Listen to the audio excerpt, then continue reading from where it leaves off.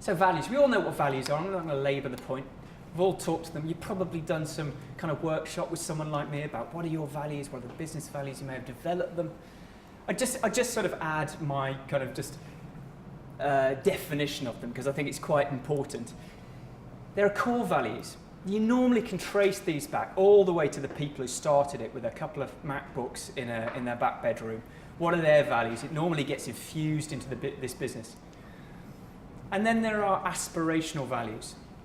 Your business may not be as much like this now as you want, but you might be moving towards it. So I was working with a client recently, and we put in a value about rampant creativity because we didn't feel there was enough of it in the business. So we were saying there's a gap here, and that sits alongside the core. And I think as long as you explain it to people, that's fine.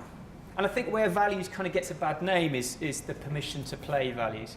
This is where people go, well, anyone could say that. You know, anyone could say we've got integrity or honesty or we show respect to each other.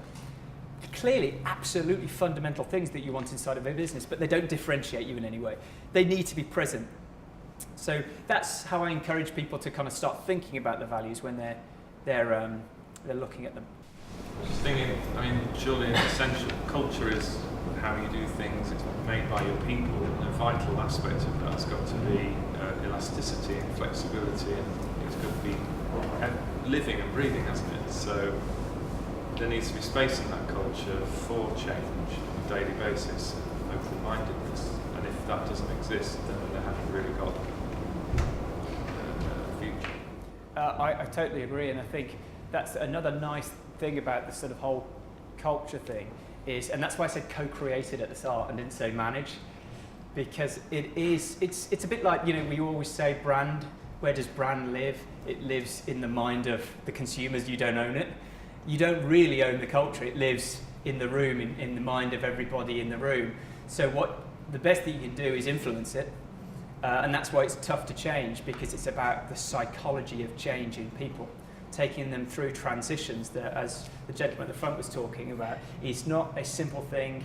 It can be done, but you have to have open and transparent conversations. And I think, picking up on another thing you said, just to repeat, to me, values are there to be interpreted. You know, by their very nature, they're quite short. Even if you've got a little explanatory, they shouldn't be directive. They should be, you know, how do you get this value? What does it mean to you? Because that's how people respond passionately to things. As I say, it's on the right-hand side of your brain. There's no language, there's no logic there. You either get values or you don't. You don't make a logical argument. It's a bit like, you know, you couldn't explain, maybe some people could, why you fell in love with your partner. You just did. You got it, and it just happened. And that's where this is overlooked in wider business, because it's really difficult to get your head around. You can't measure it. It just happens. It's a very human thing. Yep. Anyone else before we carry on?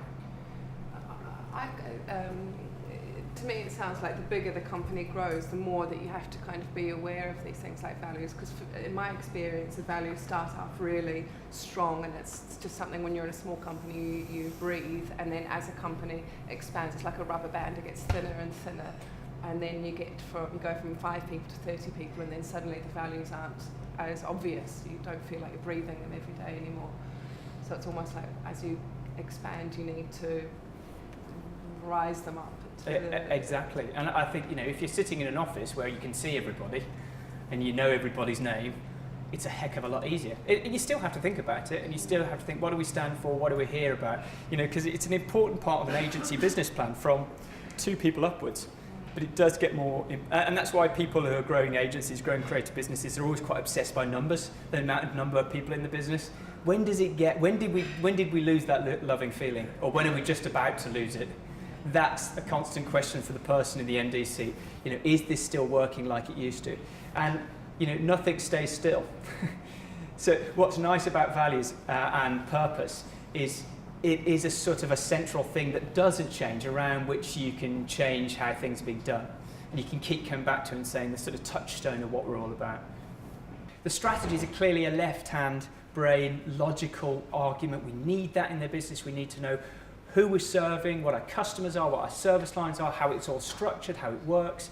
On this right-hand side, we need this this values match we were talking about, we need this ability to kind of key into those people. It's so important in a creative business.